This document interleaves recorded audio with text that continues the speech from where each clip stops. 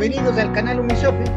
Nos acompaña de nueva cuenta la doctora Raquel Sandra Contreras López. Nos hace favor de acompañarnos. Muchas gracias, doctora. Muy buenos días. ¿Cómo está?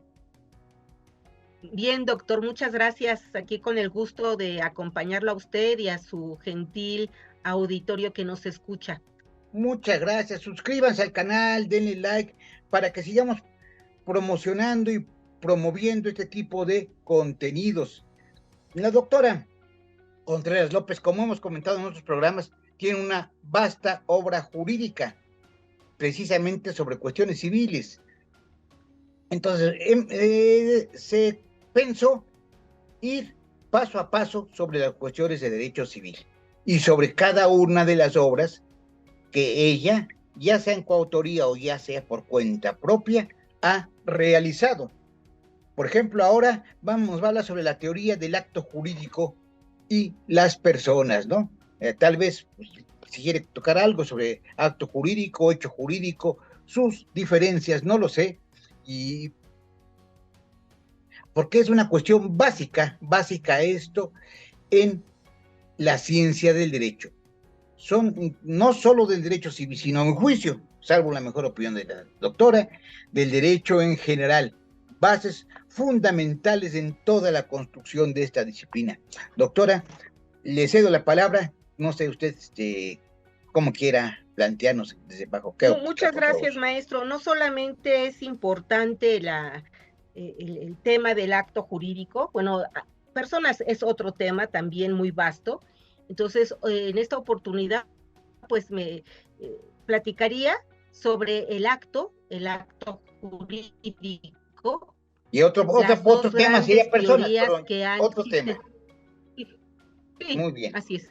Sí, y las dos teorías que de manera básica se han sistematizado el tema de las conductas del ser humano y los eventos de la naturaleza que han influido en la legislación mexicana de manera directa, como son la tesis francesa y la tesis alemana del hecho jurídico en sentido amplio.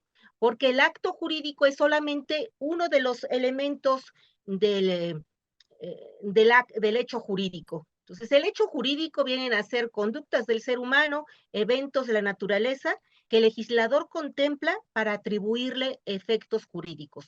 Hay un sinfín de conductas del ser humano, eventos de la naturaleza, que son hechos sociales, hechos naturales, hechos científicos, filosóficos, pero no jurídicos. Son jurídicos cuando el legislador se pronuncia sobre ellos, para autorizarlos o para prohibirlos.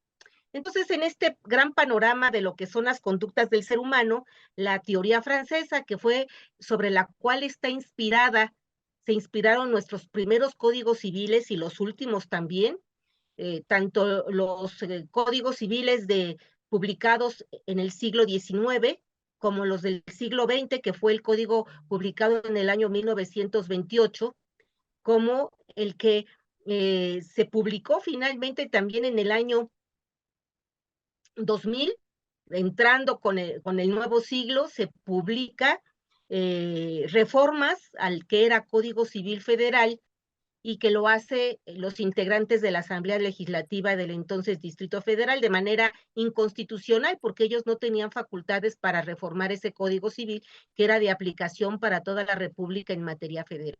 Pero no hubo impugnación y todo en México pasa y nada pasa. Pero Así entonces, es. bueno, ese código que ahora es para la Ciudad de México y el Código Civil Federal que se publicó días después, las reformas al código que fue ya para el Distrito Federal se publicaron el 25 de mayo del año 2000 y el nuevo código, entre comillas, federal, se publicó el 29 de mayo del año 2000. Entonces ahí me refiero a estos dos códigos como los códigos del año 2000, tanto local de la actual Ciudad de México como el federal. Y siguen inspirándose estos dos códigos por lo mismo, por la herencia jurídica en lo que es la tesis francesa.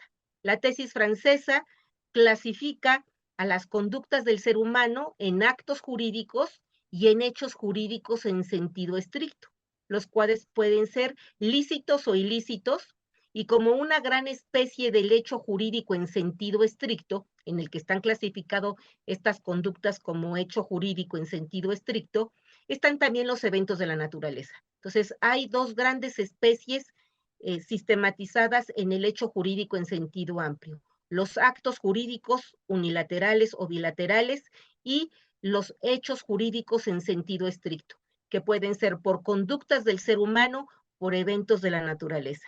La tesis alemana también parte del hecho jurídico en sentido amplio y también tiene dos grandes especies: el acto jurídico y el hecho jurídico en sentido estricto. Pero en el hecho jurídico en sentido estricto solo contempla o sistematiza a los eventos de la naturaleza, porque como parte del acto jurídico considera, se subclasifica en sentido amplio al acto jurídico, y hay un acto jurídico en sentido estricto, el que en un momento dado puede ser lícito o ilícito, y el llamado negocio jurídico, que viene a ser el equivalente del acto jurídico en la tesis francesa. Entonces, en la tesis francesa tenemos el acto jurídico unilateral o bilateral, y en la tesis alemana se tiene al negocio jurídico, también unilateral o bilateral. ¿Cuál es el común denominador de estas dos conductas? Que siempre deben ser lícitas, pueden ser unilaterales, bilaterales o plurilaterales, en el que el, el autor de la conducta o los autores de la conducta quieren, es su deseo celebrar la conducta, quieren las consecuencias y las mismas están previstas en la ley a través de una norma general e hipotética. Entonces eso viene a ser acto jurídico en la tesis francesa, el negocio jurídico en la tesis alemana. Pero hay otro tipo de conductas del ser humano en la tesis francesa a la que se le llaman hechos jurídicos. Voy a referirme a los lícitos. Dentro de estas conductas lícitas, en las que también hay voluntariedad, se tiene, por ejemplo, la gestión de negocios, el enriquecimiento ilegítimo, donde hay actos de voluntariedad.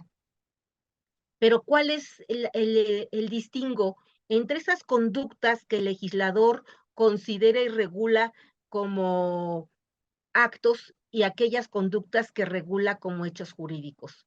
Que en este último caso, las conductas, el autor, como en el caso del gestor, quiere realizar la conducta, quiere evitarle un detrimento al titular del asunto, que no se encuentra en la circunscripción para atenderlo, y su deseo es evitarle un detrimento patrimonial. Quiere la conducta, quiere las consecuencias, esto es que después, en su momento jurídico, el dueño del asunto se haga responsable de lo hecho por él. La gran diferencia es que los efectos se dan por imposición del legislador, en una norma general hipotética que ya está prevista de manera anticipada y en donde se imponen las consecuencias. Así sucede entonces en la gestión de negocios, el enriquecimiento ilegítimo en su especie, cuando el que recibe lo hace de buena fe, y entonces pues se da lugar a una obligación muy específica, a una obligación de tipo indemnizatorio, porque aquel que se enriquece sin causa tiene que devolver lo recibido sin causa. En caso de que, a sabiendas que no tenía derecho a recibir, reciba alguna cosa, alguna prestación, pues tendrá que devolver lo recibido sin causa y además pagar daños y perjuicios. ¿Por qué? Porque ahí genera sí una obligación indemnizatoria, pero ya por hecho ilícito.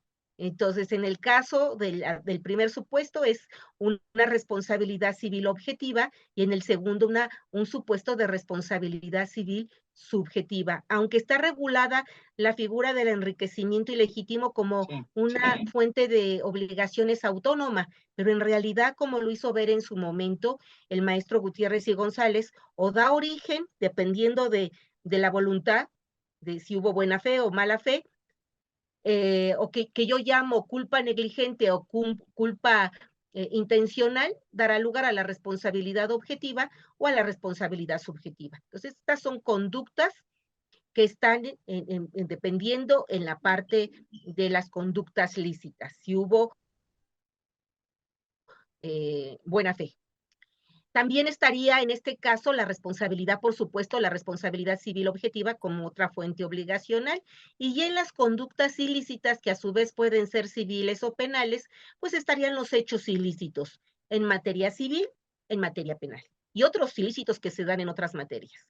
Pero ahí se tendrían estos dos campos. En el ámbito de la tesis alemana, los negocios jurídicos, pues también, como ya comentaba, al igual que el acto jurídico en la tesis francesa, debe ser siempre lícito, en donde el autor o autores quieren la conducta, quieren sus consecuencias y están previstas.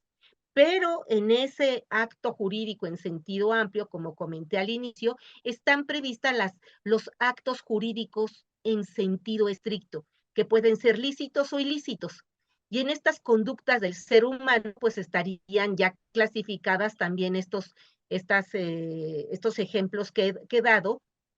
Y entonces hay coincidencias dentro de las diferencias. En estas dos teorías tienen elementos comunes, como el surgir de hechos, de conductas del ser humano y eventos de la naturaleza. Esa es su primera semejanza común. La otra es que parten de dos grandes especies, el acto y el hecho jurídico en sentido estricto.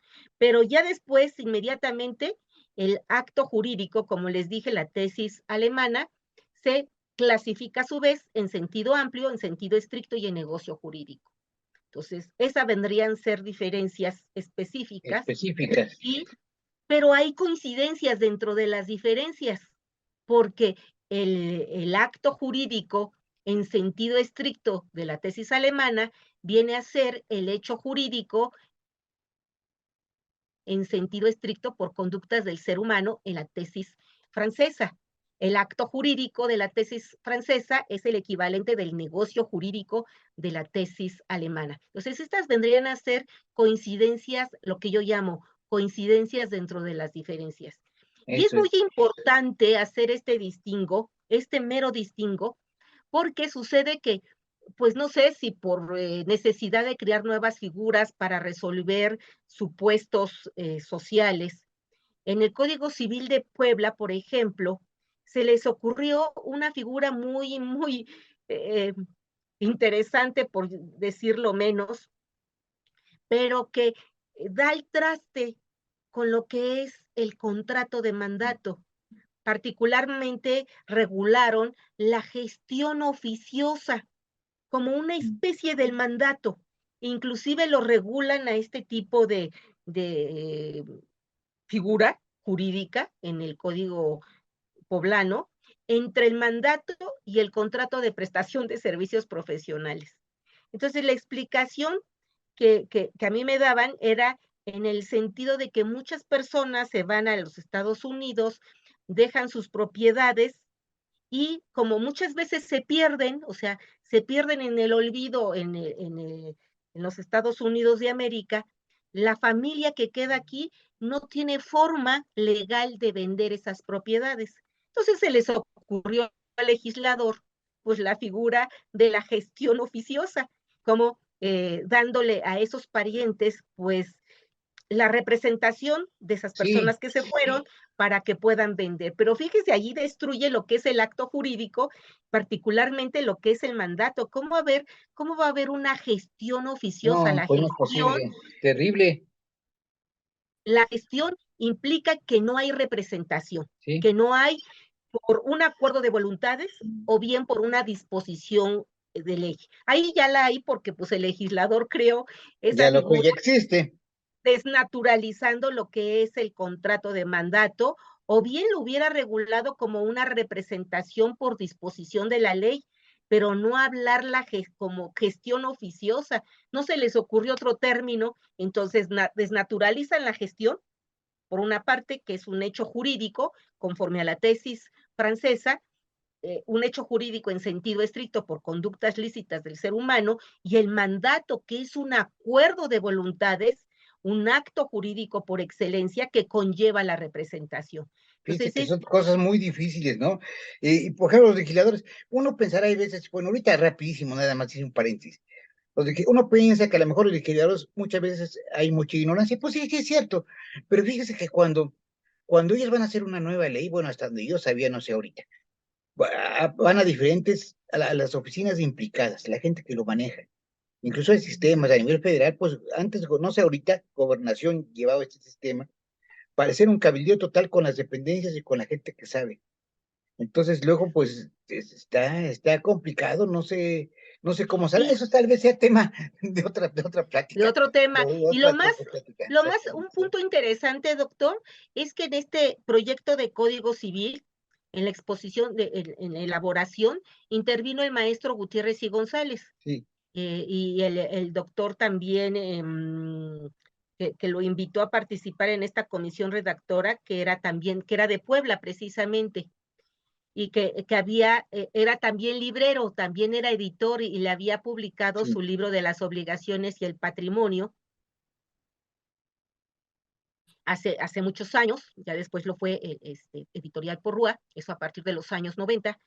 Y entonces, bueno, en los años 1976 lo invita para participar en el proyecto de Código Civil para Tlaxcala, en 1980 para el Código de Quintana Roo y luego para el Código Civil de Puebla en 1985. Pero una cosa es el proyecto, como lo que se plantea, y otra cosa es lo que se transforma en el Congreso. Y entonces allí en el bueno, Congreso se sí, les sí, sí. ocurrieron estas Cada cosas quien tiene tremendas, ocurrencias, esas ocurrencias, pero en mucho, o sea, se puede solucionar sin desnaturalizar las figuras jurídicas que ya tienen un contenido muy sí, específico, doctor. Ahí así es. pudieron dar origen pues a la representación, una representación por disposición de la ley, como en el caso del mandato, cuando alguno de los contratantes, mandante o mandatario, muere, los Sí, familiares, los herederos deberán continuar dándole la atención mínima, la más indispensable, para no causarle detrimento a la otra parte. Entonces, no significa que el mandato siga existiendo. Ya hay a partir de la muerte de alguno de los contratantes una representación por disposición de la ley, ya no es derivado del contrato de mandato. Entonces, sí se puede dar solución con otros nombres, pero ya no desnaturalizar pues los nombres el así es. contenido y la naturaleza jurídica que cada uno tiene. Y así se pueden dar otros ejemplos con base a esta tesis francesa y tesis alemana, ya algunos códigos civiles del Estado mexicano pues se orientan por la tesis alemana. Tenemos el propio de Quintana Roo, que ahí, como les comentaba, intervino el maestro Gutiérrez y González, pero por otro tipo de razones de sentimentalismos, pues se tuvo que continuar con un proyecto que ya estaba antes de que él comenzara Ya existía. a intervenir. Y entonces, pues ese primer anteproyecto se basaba precisamente en la tesis alemana. Y por Ya, cuestiones, como les comento, de sentimentalismos, pues se tuvo que continuar sobre ese proyecto que da lugar y dio inicio a la regulación de las conductas humanas por las bases o la sistematización de la tesis alemana. Y lo malo de lo malo no es lo contagioso, que después se copió en Coahuila. bueno, se pasa, es muy común, ¿no? Y ahora en varios códigos familiares también se habla del negocio jurídico. Y entonces, y hay otro en el de Sonora, que hay allí como una combinación macabra, tanto de la tesis francesa como de la tesis alemana, en los primeros artículos que hacen la distinción, pues dicen pues, que el que nada sabe, nada teme, ¿verdad? Entonces sí, hay que conocer bien cuáles son los rudimentos de una y otra teoría. Yo para eso elaboré este libro, y entonces en la Se primera, llama Derecho Civil, déjeme ver un momento para que vean todo. sí, Ahí está, perfecto. Derecho derecho de las civil, personas y teoría integral del acto jurídico. así Bueno, de es. la doctora, repetimos su nombre, Raquel Raquel, Sandra Contreras López, Derecho Civil. ¿sí? Y como Está siempre, usted actualizado. hace libros muy profusos, muy Claro, un libro, actualizados, muy perdón, inteligentes. ¿sí? Un libro no está siempre totalmente actualizado Bueno, porque es que el siempre derecho hay cambia cambios, siempre constantemente, pero lo más que se puede, ¿no? Lo constantemente, pero adecuado. ahí está lo más actualizado posible Sí. y hago entonces en el apartado de lo que es el acto jurídico, el análisis de la tesis francesa, la alemana, esencia común, diferencias específicas y coincidencias dentro de las diferencias. Y una pequeña historia de cómo se regulaba las conductas del ser humano en los códigos del siglo XIX, del siglo XX, las que corresponden al siglo XXI. Y otra parte que me gustaría dejar para una siguiente sesión, la estructura del acto jurídico, elementos de existencia, requisitos de validez y los que el maestro Gutiérrez y González llamó y que yo sigo llamando también requisitos de eficacia, que conforman lo que es el andamiaje del acto jurídico. Continuemos la Bien, otra sesión sobre teoría del acto jurídico, si no tiene usted inconveniente. Y me también dice encantaría, que estas prácticas son excelentes, digo, y ahorita la gente ya no lee. Yo doy clase en licenciatura, maestría, y he estado dando clases, usted también. Y es así es, muy triste que los alumnos a veces ya nada más todo quieren bajar internet. Creo que tiene que sí, hacerse una reflexión profunda, no solo videos, no solo bajar cuestiones pequeñas. Son importantes estos videos, por ejemplo, lo que estamos haciendo. Es sí, importante también los artículos que se escriben en revistas científicas, pero a veces lo bajan nada más con la finalidad, por ejemplo, de cumplir un trabajo que se les de encomienda. salir, Hasta ahí, de sí, salir del paso, como dicen. Y es así importante es. que reflexionen consultando obras jurídicas de trascendencia, por ejemplo, de la doctora Raquel Sandra Contreras López sobre derecho civil, que ha escrito mucho. Es Sí, importante que se reflexione al respecto. sí, Y para el común de los mortales, doctora, una preguntota. Por ejemplo, sí, dígame. digo, esto no toda la gente lo sabe, y mucha gente que no es jurista, que no es abogado, que no estudia ni siquiera derecho, no saben. Por ejemplo, un hecho jurídico puede ser un hecho natural. Por ejemplo, no sé, un Sí, desastre natural, un rayo que cayó en determinado lugar. Puede ser un hecho natural y ese hecho natural se puede convertir en hecho jurídico, ¿verdad? sí, eh, hay ciertos eventos de la naturaleza que pueden ser causa de irresponsabilidad civil. ¿Qué significa? Que cuando ocurren, cada uno de los involucrados se queda con su detrimento patrimonial, con su daño, con su Eso es. pérdida o con su deterioro. Pero para que sea causa de irresponsabilidad civil o como también se le llama excluyente de responsabilidad civil, tiene que cumplir con requisitos. Tiene que afectar a un sector importante de la población, no a toda la población, sino a un sector importante y que le impida de manera definitiva el cumplimiento de la obligación. Sí, Porque si solo le impide de manera parcial y haciendo más oneroso el cumplimiento del contrato, entonces no es causa de, no es caso fortuito. Sería pues un principio de imprevisión, pero eso sí está regulado en el ya Código está Civil. regulado. Si no Hay está tantas regulado, pues cosas, así es. tantas Entonces, que ver. bueno, Por ejemplo, el derecho de accesión también puede ser ahí que un hecho natural sí, que dé lugar a eso, una cuestión. eso va a dar lugar, como usted bien Sí, apunta, el derecho de accesión es el derecho que tiene el titular del derecho real de propiedad para hacer suyo lo que la cosa produce, que produce frutos, o aquello que se le une de manera natural o artificial. Natural a través, en un momento dado, a través del aluvión, de la abulsión, cambio de cauce, si hubiese un de río los en ríos la que cambian y que se propiedad, llevan la tierra y así por ahí es, para que ¿sí? Aluvión, abulsión, dependiendo del tamaño dependiendo del del tipo. desprendimiento. También puede ser formación de isla, pero eso sería en beneficio del Estado mexicano, conforme al artículo 27 constitucional y la Ley General de Bienes Nacionales, todo lo pertenece al Estado, entonces ahí formación de isla, pues eso es competencia federal. Y pues de manera artificial, esa incorporación de elementos podría ser a través de la construcción, de la siembra o de la plantación. Que se dan Entonces, estos lugar a serían, miles de asuntos. De ahí parten, así es, fíjese, de esta cuestión que aparentemente muchas personas dirán, pues qué, es algo muy sencillo. No, parten un sinnúmero de cuestiones que se el, tienen que el reflexionar, se tienen derecho que civil estudiar. Así es. es una unidad, ya se trate del tema de personas, del tema de familia, que tanto se ha hablado de su separación, crea confusión, crea repetición, crea incongruencias. El Así derecho es. civil es un todo y debe estar sistematizado en un solo documento.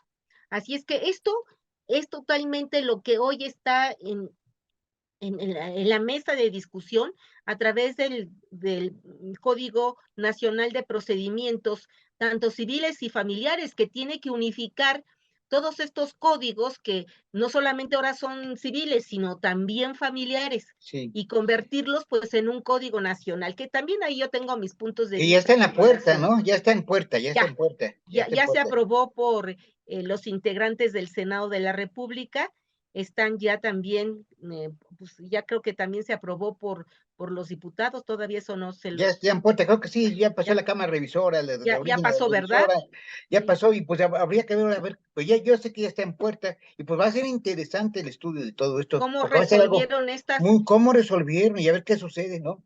Ahora sí que a toda ver esta qué sucede, legislación tan a ver amplia? qué sucede. Fíjense que yo cuando estudié Derecho, mis maestros decían, bueno, cada ciudad, cada estado, cada municipio tiene su propia idiosincrasia, su propia historia. No estaba muy de acuerdo en que se cambie. Ahora, pues no sé qué tanto, porque como que hay una estandarización, cuando un abogado va a trabajar a otro estado, luego los jueces, incluso los federales, muchas ocasiones tienen que conocer y llegar a conocer otra nueva legislación. Bueno, a lo mejor tiene cierto pragmatismo, puede ser que sí sirva una cierta utilidad. Vemos, ojalá que sea lo mejor. Pero Doctora, fíjese, tratándose de cuestiones de la familia, no es igual una niña que vive en la no, Ciudad de México es a lo una que me niña decían mucho que los vive maestros, me en acuerdo, Tierra sí. Caliente, por ejemplo, Sí, era el Guerrero. clásico ejemplo que metían. O Oaxaca. Exactamente, así es. Sí, Entonces, bueno, los desarrollos son muy diferentes en diversas claro, no va a ser regiones. igual. Eh, La forma de ser y la idiosincrasia de las personas que viven en el norte del país, sí, que tienen mayor contacto con el país americano, sí con es. Estados Unidos de América, a los que vivimos en el centro o en el sur de la Sí, República, donde la influencia tal vez sea menos en cuanto al idioma, en cuanto así a es. la combinación del idioma, inclusive, y otras prácticas que son parte, pues, de la experiencia diaria. Así Entonces, es. sí, creo que cada estado pues tiene su propia idiosincrasia, sus propias necesidades jurídicas, y yo pondría otro tema en discusión. ¿Dónde queda el pacto federal? El pacto Bueno, una federal en cuestión, donde sí. cada entidad federativa tenía como facultades locales la materia civil y la materia Fíjese que penal. todo esto tenemos que comentar sus programas. Bueno, esperemos de ver cómo viene y comentemos. Falta mucho y nos vemos en el próximo programa. Entonces, seguiremos con teoría del acto jurídico, aspectos que pues, son muy amplios para tomar e ir retomando todo. Y reitero, lean, ¿Sí? lean, y una de las principales obras es precisamente esta de Derecho Civil de la doctora Raquel Sandra Contreras López sobre derecho de las personas y teoría integral del acto jurídico. Vale la pena que lo estudien, vale la pena que lo lean, porque no todo es internet, no todo son redes sociales. Si quieren saber un poco más, Y que se lo finalmente, recomiendo de verdad. doctor, redunda en las ineficacias del acto jurídico, porque ahí vienen también Todo. inexistencia, nulidad absoluta, nulidad relativa y otras ineficacias porque no se realizan los requisitos de eficacia. Así es que es un tema sumamente amplio. Pues muchas gracias, doctora, y nos vemos el próximo programa. Gracias a todos, suscríbanse, denle like y pues nos vemos la próxima semana. Gracias. Hasta luego. Gracias, Hasta muchas luego. gracias, doctor. Gracias. Gracias a su público. Gracias.